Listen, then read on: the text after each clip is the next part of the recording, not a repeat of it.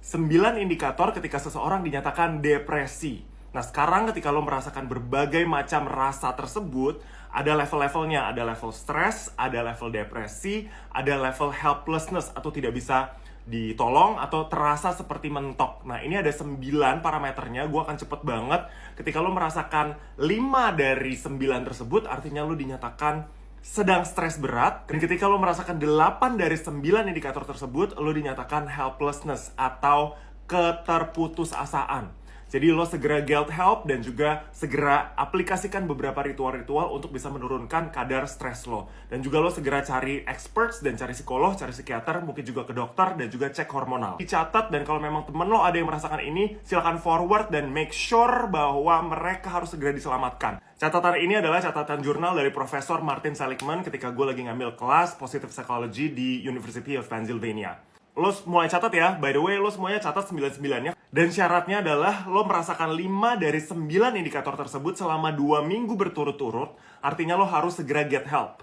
Kalau lo merasakan 8, kalau tadi 5 itu di level stres dan menuju ke depresi, sedangkan kalau 8 itu keterputusasaan, artinya orang tersebut lebih butuh lagi untuk segera ke expert. Dirasakan selama 2 minggu dan tidak berubah, artinya itu sudah punya unsur depresi. Oke, nah kita mulai dulu dari yang pertama ya. Yang pertama adalah sad mood atau moodnya selalu sedih dan konsisten selama 2 minggu. Yang kedua, less interest of life, kayak nggak pengen hidup, kayak nggak semangat dalam menjalani hidup. Yang ketiga, weight loss. Yang ketiga, badan turun terus timbangannya. Ya, jadi nggak, stresnya tuh copingnya adalah badan makin kurus. Yang keempat, sleep disturbance atau gangguan tidur. Mungkin bisa insomnia, bisa terminal insomnia, dan juga bisa kebangun-bangun terus gitu. Jadi tidak bisa tidur nyenyak. Yang kelima adalah psycho slow movement. Jadi kayak lo kurang satset gitu. Lo kurang cager, abis itu lo kayak males, kayak lo sering pelupa, sering lupain barang, terus kayak datang ke kantor makin telat. Nah itu psycho slow movement. Jadi kadang-kadang kita dijelaskan sesuatu nggak ngerti-ngerti itu. Jadi fokusnya agak berantakan. Ya, yang selanjutnya, yang nomor 6 adalah low self-esteem atau percaya diri makin menurun. Sedangkan selama ini lo adalah orang yang pede, tapi selama 2 minggu belakangan ini lo sangat tidak pede dan merasa diri lo tuh buruk terus. Ya, yang ketujuh, indecisive atau tidak bisa memutuskan sesuatu dan tidak konsentrasi dalam memutuskan sesuatu. Misalnya kayak, aduh nggak tahu deh tadi mau makan apa ya, mau makan nasi uduk, udah apa aja lah. Yaudah deh, boleh deh, gue mau pergi, tapi gue males ya, itu indecisive. Lo juga mulai ragu dalam menentukan sesuatu.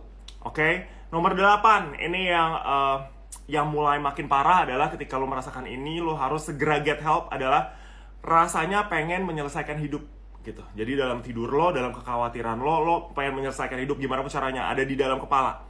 Ada di dalam kepala lo kayak, aduh terjun aja kali ya dari gedung, aduh kayaknya pengen gantung diri aja, aduh kayak begini. Nah itu harus segera diselamatkan guys, karena I've been through that. Gue pernah lewatin itu dan rasanya gak enak banget, dan rasanya kayak aduh mentok banget. Nah ini nomor 8 yang paling ngeri, dan please get help kalau lo merasakan itu.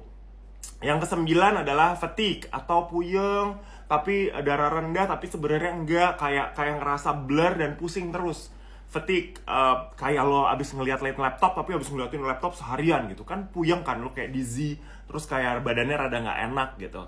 Nah kalau misalnya lo merasakan 5 dari 9 parameter tadi, lo sedang menjalani stres berat ya. Jadi please, either lo bisa melakukan MBSR, Mindfulness Based Stress Reduction. Gue sudah banyak bahas di well-being ini, dan pelan-pelan untuk memperbaiki diri lo. Kalau 8 dari 9 tadi lo rasakan, lo harus segera get help ke psikolog atau ke psikolog dulu deh.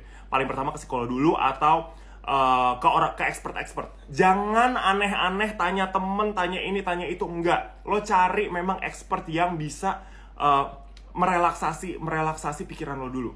Dan lo harus cari tahu dulu akarnya, karena memang akar permasalahannya ini yang harus ditemuin. Kalau lo mau langsung ke pemuka agama, kadang-kadang pemuka agama itu nggak tahu yang dihadapi itu psikis atau hormonal gitu. Jadi hormonal kadang-kadang juga harus dibenerin dulu, abis itu benerin psikis, benerin fisik, baru nanti balik lagi ke super natural gitu ya, atau religius gitu. Kalau menurut gue, selamatkan diri lo dulu, napas dulu. Kalau emang kantor lo bikin lo makin seperti itu, mundur dulu, cuti dulu 2 minggu, karena 2 minggu harus reda dulu. Kalau 2 minggu ternyata bisa menurun, artinya lo bisa menyelamatkan diri lo sendiri. Kalau tidak, lo harus segera get help. Oke guys, 9 tadi dicatat, dan kalau memang temen lo ada yang merasakan ini, silakan forward dan make sure bahwa mereka harus segera diselamatkan. Kita saling bantu dan kita saling ingatkan. Oke guys, kalau ada apa-apa, kontak ke gue. Bisa kontak juga ke Instagram gue. Dan juga kalau lo mau tahu gimana caranya menurunkan stres itu, lo follow ini playlist ini well-being. Mudah-mudahan ada 1-2 yang bisa membantu lo menurunkan dari 9 indikator itu menjadi 0 sama sekali. I've been through 8. Gue pernah di 8-8-nya dan sekarang gue turun jadi 0. Percaya atau enggak, I would share everything that I can do, especially untuk you to get help and to get better.